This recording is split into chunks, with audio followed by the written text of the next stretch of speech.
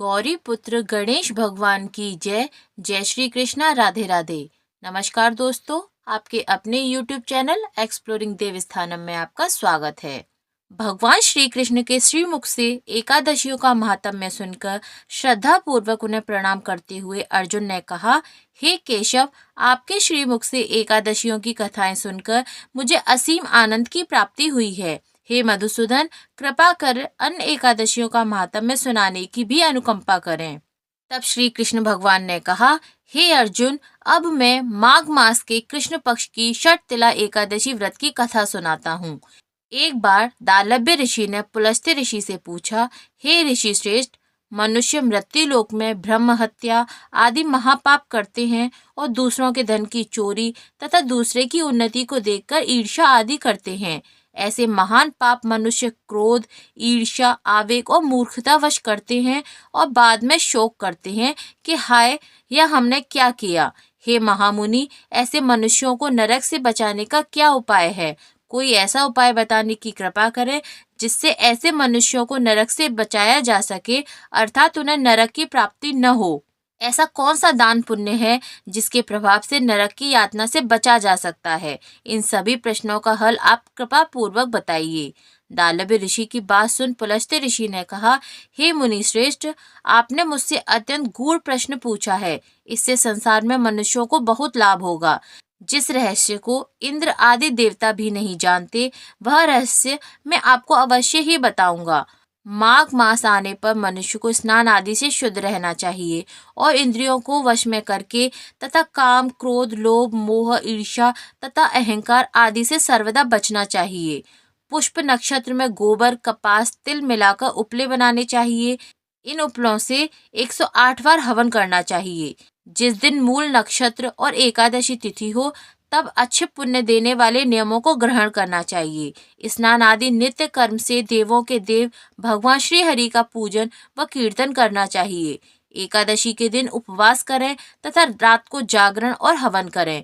दूसरे दिन धूप, दीप, नैवेद्य से भगवान श्री हरि की पूजा अर्चना करें तथा खिचड़ी का भोग लगाएं। उस दिन श्री विष्णु को पेठा, नारियल, सीताफल या सुपारी सहित अर्घ अवश्य देना चाहिए। तदुपरांत उनकी स्तुति करनी चाहिए। हे जगदीश्वर, आप निराश्रितों को शरण देने वाले हैं। आप संसार में डूबे हुए का उद्धार करने वाले हैं। हे कमलनयन, हे मधुसूदन, हे जगन्नाथ, हे पुंडरीकाक्ष, आप लक्ष्मी जी सहित मेरे इस तुच्छ अर्घ को स्वीकार कीजिए। इसके पश्चात ब्राह्मण को जल से भरा घड़ा और तिल दान करने चाहिए। यदि संभव हो तो ब्राह्मण को गऊ और तिल दान देना चाहिए। इस प्रकार मनुष्य जितने तिलों का दान करता है, वह उतने ही सहस्त्र वर्ष में स्वर्गवास करता है। तिल स्नान, तिल की उपटन, तिलोदक, तिल का हवन, तिल का भोजन, तिल का दान, इस प्रकार 6 रूपों में तिलों का प्रयोग षटतिला कहलाती है। इससे अनेक प्रकार के पाप नष्ट हो जाते हैं। इतना कहकर पुलस्त्य ऋषि ने कहा, अब मैं एकादशी की कथा सुनाता हूँ। एक बार नारद मुनि ने भगवान श्री हरि से षटतिला एकादशी का महात्म्य पूछा। वे बोले, हे प्रभु, आप मेरा प्रणाम स्वीकार करें। षटतिला एकादशी के उपवास का क्या पुण्य है, उसकी क्या कथा है, कृपा कर मुझसे कहिए। नारद की प्रार्थना सुन भगवान श्री हरि ने कहा, हे नारद, मैं तुम्हें प्रत्यक्ष देखा सत्य वृतांत सुनाता हूँ। ध्यान पूर्वक श्रवण करो।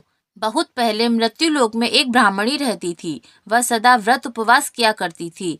एक बार वह 1 मास तक उपवास करती रही। इससे उसका शरीर बहुत कमजोर हो गया। वह अत्यंत बुद्धिमान थी, फिर भी उसने कभी भी देवताओं तथा ब्राह्मणों के निमित्त अन्नादि का दान नहीं किया। मैंने चिंतन किया कि इस ब्राह्मणी ने उपवास आदि से अपना शरीर तो पवित्र कर लिया है तथा इसको वैकुंठ लोक भी प्राप्त हो जाएगा, किंतु इसने कभी अन्नदान नहीं किया है। अन्न के बिना जीव की तृप्ति होना कठिन है। ऐसा चिंतन कर मैं मृत्यु लोक में गया और उस ब्राह्मणी से अन्न की भिक्षा मांगी। इस पर उस ब्राह्मणी ने कहा, हे योगीराज, आप यहाँ किस लिए पधारे हैं? मैंने कहा, मुझे भिक्षा चाहिए। इस पर उसने मुझे एक मिट्टी का पिंड दे दिया। मैं उस पिंड को लेकर स्वर्ग लौट आया। कुछ समय व्यतीत होने पर वह ब्राह्मणी शरीर त्याग कर स्वर्ग आई। मिट्टी के पिंड के प्रभाव से उसे उस जगह एक आम वृक्ष सहित घर मिला, किंतु उसने उस घर को अन्य वस्तुओं से खाली पाया। वह घबराई हुई मेरे पास आई और बोली, हे प्रभु, मैंने अनेक व्रत आदि से आपका पूजन किया है, किंतु फिर भी मेरा घर वस्तुओं से रिक्त है। इसका क्या कारण है?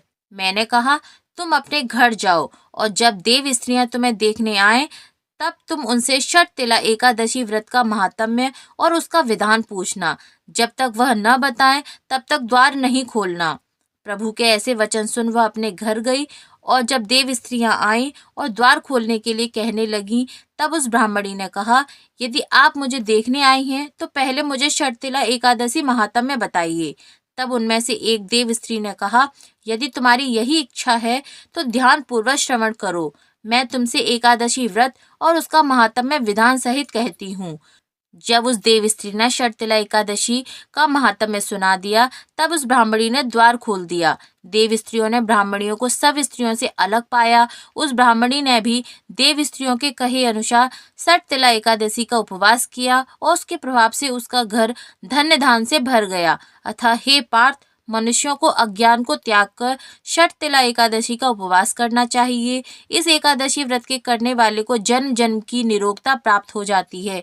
इस उपवास से मनुष्य के सभी पाप नष्ट हो जाते हैं। इस उपवास को करने से जहाँ हमें शारीरिक पवित्रता और निरोगता प्राप्त होती है, वहीं अन्न, तिल आदि दान करने से धन धान्य में बढ़ोतरी होती है। इससे यह भी सिद्ध होता है कि मनुष्य जो और जैसा जैसा दान करता है, शरीर त्यागने के बाद उसे वैसा ही फल प्राप्त होता है। अतः धार्मिक कृत्यों के साथ साथ हमें दान आदि अवश्य करना चाहिए। शास्त्रों में वर्णित है कि बिना दान किए कोई भी धार्मिक कार्य संपन्न नहीं होता। आइए अब जानते हैं भगवान विष्णु की एक पौराणिक कथा। एक नगर में एक सेठ व सेठानी रहते थे और सेठानी रोज विष्णु भगवान की पूजा करती थी। सेठ को उसका पूजा करना बिल्कुल अच्छा नहीं लगता था। इसी वजह से एक दिन सेठ ने सेठानी को घर से निकाल दिया। घर से निकलने पर वह जंगल की ओर गई तो देखा 4 आदमी मिट्टी खोदने का काम कर रहे थे। उसने कहा कि कोई मुझे नौकरी पर रख लो। उन्होंने उसे रख लिया, लेकिन मिट्टी खोदने से सेठानी के हाथों में छाले पड़ गए और उसके बाल भी उड़ गए। वह आदमी कहते हैं कि बहन, लगता है तुम किसी अच्छे घर की महिला हो, तुम्हें काम करने की कोई आदत नहीं है। तुम ये काम रहने दो और हमारे घर का काम किया करो। वह चारों आदमी उसे अपने साथ घर ले गए और वह 4 मुट्ठी अनाज लाते और सभी बांटकर खा लेते। एक दिन सेठानी ने कहा कि कल से 8 मुट्ठी अनाज लाना। अगले दिन वह 8 मुट्ठी अनाज लाए और सेठानी पड़ोसन से आग मांग लाई। उसने भोजन बनाया, भगवान विष्णु को भोग लगाया, फिर सभी को खाने को दिया। सारे भाई बोले कि बहन, आज तो भोजन बहुत स्वादिष्ट बना है। सेठानी ने कहा, भगवान का झूठा है तो स्वाद तो होगा ही। सेठानी के जाने के बाद सेठ भूखा रहने लगा और आस पड़ोस के सारे लोग कहने लगे कि ये तो सेठानी के भाग्य से खाता था। एक दिन सेठ अपनी सेठानी को ढूंढने चल पड़ा। उसे ढूंढते ढूंढते वह भी उस जंगल में पहुंच गया जहां वह चारों आदमी मिट्टी खोद रहे थे। सेठ ने उन्हें देखा तो कहा कि भाई, मुझे भी काम पर रख लो। उन आदमियों ने उसे काम पर रख लिया, लेकिन मिट्टी खोदने से उसके भी हाथों में छाले पड़ गए और बाल उड़ने लगे। उसकी यह हालत देख चारों बोले कि तुम्हें काम की आदत नहीं है, तुम हमारे साथ चलो और हमारे घर में रह लो। सेठ उन चारों आदमियों के साथ उनके घर चला गया और जाते ही उसने सेठानी को पहचान लिया, लेकिन सेठानी घूंघट में थी तो सेठ को देख नहीं पाई। सेठानी ने सभी के लिए भोजन तैयार किया और हर रोज की भांति भगवान विष्णु को भोग लगाया। उसने उन चारों भाइयों को भोजन परोस दिया, लेकिन जैसे ही वह सेठ को भोजन देने लगी तो विष्णु भगवान ने उसके हाथ पकड़ लिए। भाई बोले कि बहन, तुम ये क्या कर रही हो? वह बोली, मैं कुछ नहीं कर रही, मेरा हाथ भगवान विष्णु ने पकड़ लिया है। भाई बोले, हमें भी भगवान विष्णु के दर्शन कराओ। उसने भगवान से प्रार्थना की तो विष्णु भगवान प्रकट हो गए और सभी को दर्शन दिए। सेठ ने सेठानी से क्षमा मांगी और सेठानी को साथ चलने को कहा। भाइयों ने अपनी बहन को बहुत सा धन देकर विदा किया। अब सेठानी के साथ सेठ भी भगवान विष्णु की पूजा अर्चना करने लगा और उनके परिणाम से उनका घर अन्न धन से भर गया। इसी तरह सभी को एकादशी के दिन विधि विधान से भगवान विष्णु व माँ लक्ष्मी की पूजा अर्चना पूरे श्रद्धा भाव से करनी चाहिए। इससे भगवान श्री हरि और माँ लक्ष्मी की कृपा आपके व आपके परिवार के ऊपर सदैव बनी रहती है। बोलिए भगवान श्री हरि की जय, माँ लक्ष्मीपति की जय।